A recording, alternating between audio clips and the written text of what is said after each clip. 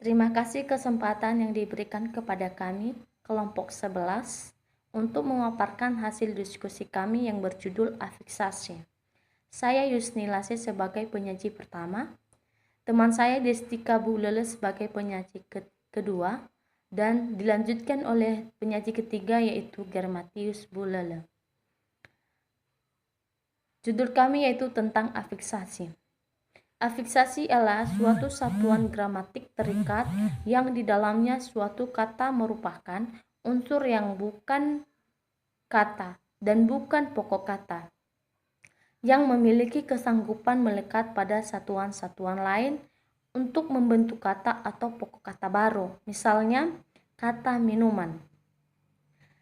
Kata minuman terdiri dari dua unsur, ialah minum yang merupakan kata dan an yang merupakan satuan terikat. Maka morfem an disebut dengan afiks. Nah, kata minum ini jika kita tidak bubuhkan dengan morfem an, maka dia tidak memiliki makna. Sehingga jika kita gabungkan dengan an, maka dia mempunyai makna yaitu minuman. Yaitu kita gabungkan dengan kalimat misalnya minuman saya. Jika tidak dibubuhi misalnya hanya minum saja, maka tidak mempunyai makna atau tidak mempunyai arti. Baik. Setiap afiks juga tentu berupa satuan terikat. Artinya, dalam tuturan biasa tidak dapat berdiri sendiri dan secara gramatik selalu melekat pada satuan lain. Misalnya pada kata minuman tadi, bila tidak digabungkan dengan morfem an, maka dia tidak memiliki makna atau arti. Jadi, setiap kata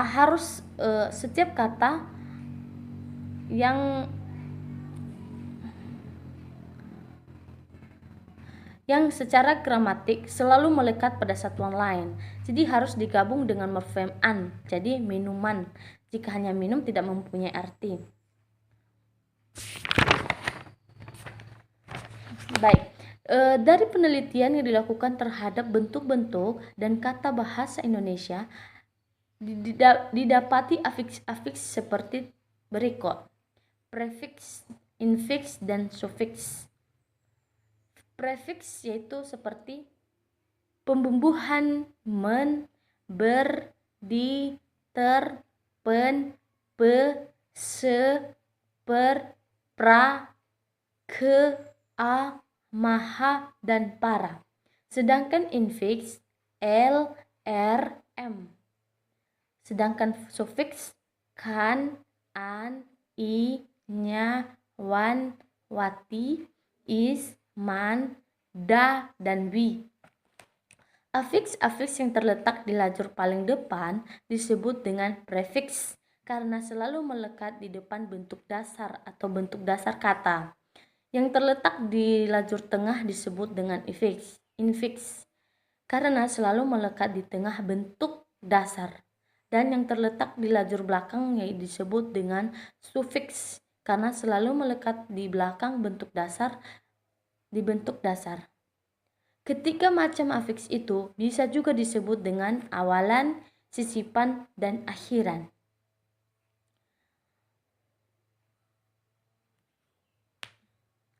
Morfem ber dan an pada kata berpakaian tidak merupakan simulfiks karena ber dan an di situ tidak melekat bersama-sama dan tidak bersama-sama mendukung satu fungsi.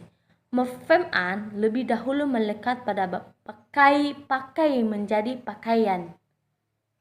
Baru kemudian ber melekat pada pakaian menjadi berpakaian. Morfem an mempunyai fungsi gramatik sendiri, ialah membentuk golongan kata nominal dan golongan kata yang lain.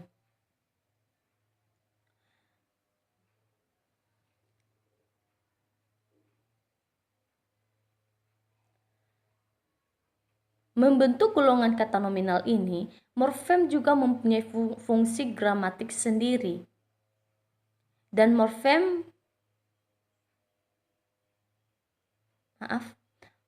ialah membentuk golongan kata verbal dan golongan kata yang lain.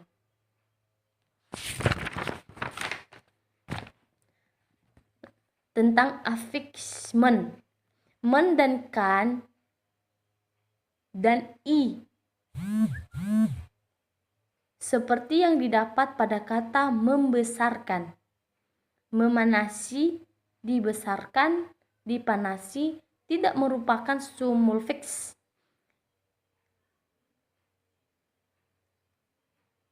Karena bentuk dasar dan tidak bersama-sama mendukung satu fungsi. Demikian pula afiks per dan kan seperti pada pokok kata perbesarkan, perkecilkan, persamakan, dan sebagainya. Baik, terima kasih penjelasan dari saya. Dilanjutkan oleh teman kami, penyaji kedua yaitu Desti Kabulala. Baik, nama saya Desti Kabulala. Saya akan melanjutkan membahas tentang pembahasan kami, yaitu tentang afiks asli dan afiks dari bahasa asing. Kalau afiks-afiks yang tersebut pada nomor 3.3 diteliti, ternyata ada di antara yang berasal dari bahasa asing ialah pra, wan, wati, is, man, dan wi. Timbul pertanyaan, mengapa in pada muslimin, at pada muslimah, if pada sportif, al pada ideal, musikal, or pada aktor, proklamator, koruptor, ik pada heroik, natriotik, akrobatik, tidak tercantum sebagai afiks bahasa Indonesia. Bila manakah afiks dalam bahasa asing itu dapat dimasukkan dalam golongan afiks dalam bahasa Indonesia? Satuan in seperti pada muslimin dan at seperti pada muslimat yang merupakan afiks dalam bahasa aslinya ialah bahasa Arab, tidak atau belum dapat digolongkan afiks dalam bahasa Indonesia. Meskipun di samping muslimin dan muslimat terdapat muslim, oleh karena afiks-afiks asing tersebut belum mampu keluar dari lingkungannya, maksudnya belum sanggup melekat pada satuan lain yang tidak berasal dari bahasa aslinya, ialah bahasa Arab. Demikian pula satuan-satuan if, al, or, ik, sekalipun di samping sportif terdapat sport, di samping ideal dan musikal terdapat ide dan musik, di samping aktor, proklamator, dan koruptor terdapat aktris dan akting. Sebenarnya bagi pemakai bahasa Indonesia, kata-kata asing yang masuk dalam perbendaharaan bahasa Indonesia itu diterima secara keseluruhan dengan tidak mengingat bentuk serta fungsi aslinya. Itulah sebabnya dalam bahasa Indonesia dijumpai kata-kata mengutip, memaklumi para ulama, data-data yang kalau diperhatikan bentuk serta fungsi aslinya. Tentu kata-kata tersebut tidak mungkin ada karena kutip dan maklum dalam bahasa aslinya merupakan bentuk pasif, sedangkan prefix man merupakan prefix aktif. Ulama dan data dalam bahasa aslinya sudah merupakan bentuk jamak hingga tidak mungkin didahului prefix par diulang. 3.5 afiks yang produktif dan afiks yang improduktif. Bagi tinjauan deskriptif soal apakah afiks itu berasal dari bahasa asing atau berasal dari bahasa sendiri, itu tidak penting. Yang penting di sini ialah soal produktivitas afiks itu berdasarkan produktivitasnya. Afiks dapat digolongkan menjadi dua golongan, ialah afiks yang produktif dan afiks yang improduktif. Afiks yang produktif adalah afiks yang hidup, yang memiliki kesanggupan yang besar untuk melekat pada kata-kata atau morfem-morfem seperti ternyata dari distribusinya. Sedangkan afiks yang improduktif ialah afiks yang sudah usang, yang distribusinya terbatas pada beberapa kata yang tidak lagi membentuk kata-kata baru.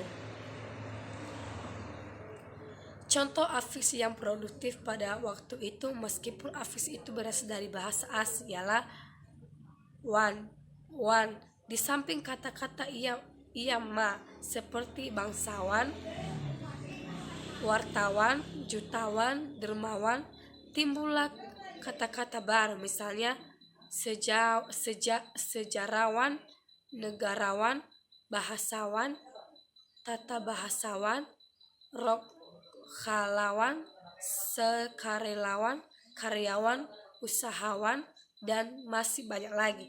Demikian pula afis peran, misalnya perkoperasian, perbankan, pertokoan, perkebunan, perangkrekan, persiselan. Contoh afis yang improduktif misalnya afis man yang hanya terdapat pada kata budiman dan seniman, afis L, R, dan M yang hanya terdapat pada gemetar, geletar, gerigi, gerayut, gemuruh, temali, seruling, afis, dan yang hanya terdapat pada kata-kata yang menyatakan hubungan kekeluargaan, misalnya adinda, kakanda, ayahanda, nenenda, pamanda, dan ibunda. Baik, demikian saja tentang pembahasan kami. Ucapkan terima kasih.